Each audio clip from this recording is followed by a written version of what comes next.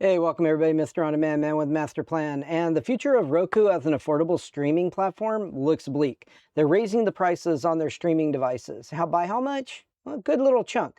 Let's go ahead and take a look at this article right here from BGR. And let's see what they say about this, because for years, it says, for years, Roku has been one of the easiest answers to the question of what's the cheapest way to make your TV smarter. Now, I want to be clear right now. I'm not a fan of Roku. I don't recommend you get a Roku. I think they're one of the most limited devices. Performance-wise, they're not bad, but I think they're one of the most limited devices out there, and I just don't care for the interface. I don't care for the device. I don't use a Roku for anything in my home. If you do, more power to you. It's, to each their own. Just because I don't like it doesn't mean you can't like it and use it yourself. I'm just giving you my opinion. But what I want to talk about specifically is the fact that we're seeing some price hikes. So the Roku Ultra, for one, right here, is going up from $100 to $150. That's a big 50% price hike.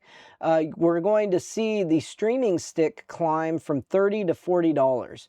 The culprit, the ongoing memory shortage. Now, we all know that because of AI, RAM is just becoming stupid expensive. When will the bubble burst? We don't know. I think it will burst at some point. When that point is, it's hard to say. There's a lot of things in the market, a lot of moving pieces that nobody can really predict this situation entirely, or predict that it was going to happen. But what we have really is a situation where almost all electronics are going up because they all need memory, and memory is really, really, really high. So let's go ahead and think about that when you're buying your devices, because if you can afford to get the RAM you need in a device, go ahead and do it. And I got a video coming out here really soon that's actually going to show you some options to really help you with this whole situation with the prices going up like crazy. And, if you're looking to build yourself your own PC, whether that be a server or a gaming PC for home, I'm going to give you some options. They may or may not be right for you, but they could save you a lot of money. So if you want to know about that, subscribe to the channel so you can get access to my next video that's going to point you in a great direction for that. But let's go ahead and take a look at what the rest of this article was talking about. So AI data centers are buying up the RAM faster than factories can produce it.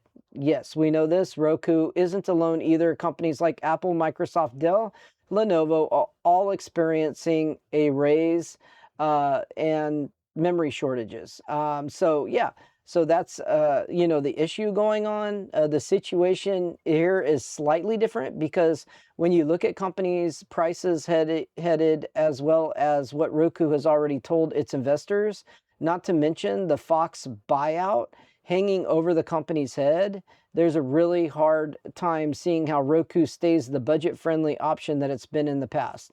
So here's the issue. Budget-friendly? What's budget-friendly today? Well, prices are going up on everything. So if you want to talk budget-friendly, you might have to speak a little differently on that.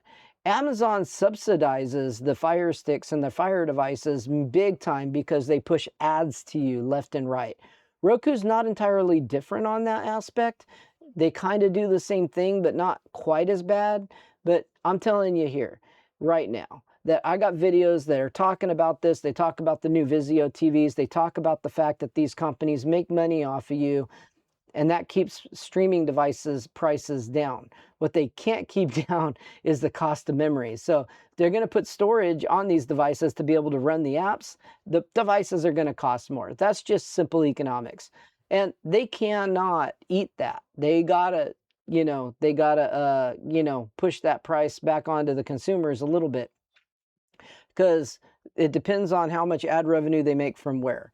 And they're also, taking a look inside of what you do on your TV and what you watch and everything. So, be aware of that. And if you're interested in that video, I'm going to have that right up here that talks about the Vizio TVs, and it really puts a big eye on exactly what's going on in the streaming industry, whether it be Fire TV, Roku, Google TV, even as well as Vizio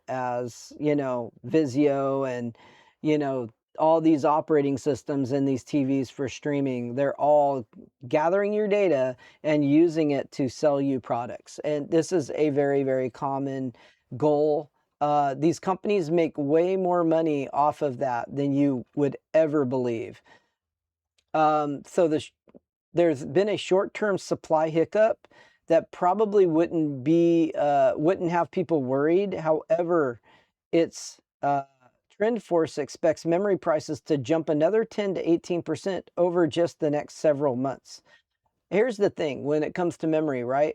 Memory is all the memory is been ordered going over the next 2 to 5 years, depending on who you listen to and what sources you get that information from. So all the major RAM manufacturers already have orders going on. So it's not like there's extra RAM anywhere. And companies are gearing up to make more RAM as we speak, which could change things in the market, but we just don't know how much yet. So a lot of that is a huge question mark. You just have to kind of sit back, take a breath, and if you can, wait it out, because it's a bubble that will burst. All bubbles burst eventually.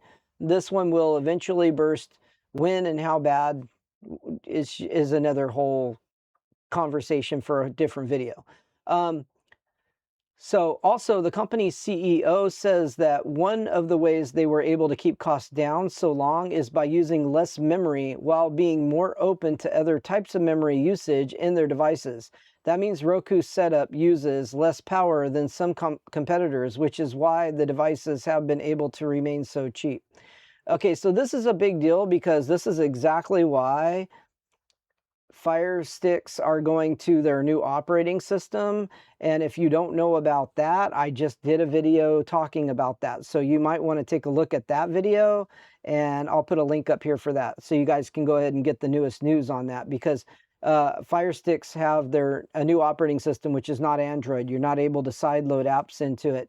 And all the new Fire Sticks coming out are going to be running that new operating system. Not to mention they started blocking apps on the Android ones as well, and started uninstalling apps off of some of the devices. So that's been kind of an ongoing issue. And I've warned people not to use Fire Sticks for years, but of course, lots of people still do. Let's go ahead and go back to the article here. That's why they've been able to keep it cheap. This is why this is why Amazon's changing their OS too, because the OS is going to use less power and it's going to use less memory, so they're going to be able to make their Fire Sticks cheaper. However, at some point you will reach a cutoff point where you can no longer trim things down anymore without sacrificing power that you do need. Roku seems to have reached that point, and it needs to raise prices instead of cutting down materials. And that's true. With the higher demand on higher quality, whether it's 4K, UHD, content, you need more power. A lot of devices just are not up to par with that. And then I've talked about this. I've got a video coming out that's going to show my new TV that does AI upscaling. So if you really want a good box and you got a nice TV that's 4K UHD, you really want to look for something that does AI upscaling if you want to get the best quality image. Because a lot of stuff we watch, if it's off of Tubi or Pluto or something like that, it's not going to be 4K. It's going to be 1080p or 720p, and you want to get that stuff upscaled so you see a really clear, great image when you're watching your TV. And that's my opinion anyway. I don't know. The bottom line is quality. The image quality is like the most important thing at the end of the day. That's a big deal. The other thing is Roku's being bought out, right? So if you didn't know that, Roku is in the process of a buyout. Earlier this year, Fox announced that it had reached a deal to purchase Roku for around $22 billion. So that is a huge buyout, and that also is a big deal in the streaming market because of how large Roku is. What that's going to do with Fox, I don't know. If you didn't know, Fox owns Tubi as well. So there's also the Roku channel that Roku has that gives you free content. If you haven't used either one of those, try them out. They're free. They don't cost you anything. Tubi and Pluto are terrific options for you to use to get some free movies and TV shows and whatever maybe you might find something to watch. Now the deal is expected to wrap up on the buyout for Roku in 2027. So we'll see. We'll see how that rolls out. At any rate, that's about it on this whole thing. I tried to skim the article down and not give you the entire article, just give you the bullet points, just give you the most important information so that you can get it and understand what's going on. And if you want to buy a Roku device, if you find them at the, if you find them at the current price, you might want to buy one right now because, like I said, prices are jacking up. On the prices on those Roku devices. So definitely take advantage and do whatever's right for you. Even though I don't recommend Roku and I'm not a big Roku fan, if you like it, that's up to you. That's your choice. And don't let anybody else tell you that that's wrong because, hey, if you like it and it works for you, that's all that matters. I don't have to use it. I don't have to deal with it. You do. So have a good day.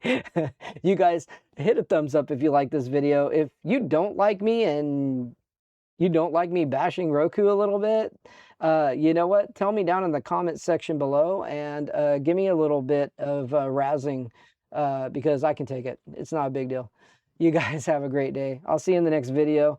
And if this was helpful to you, please hit a thumbs up before you leave the video. Catch you later.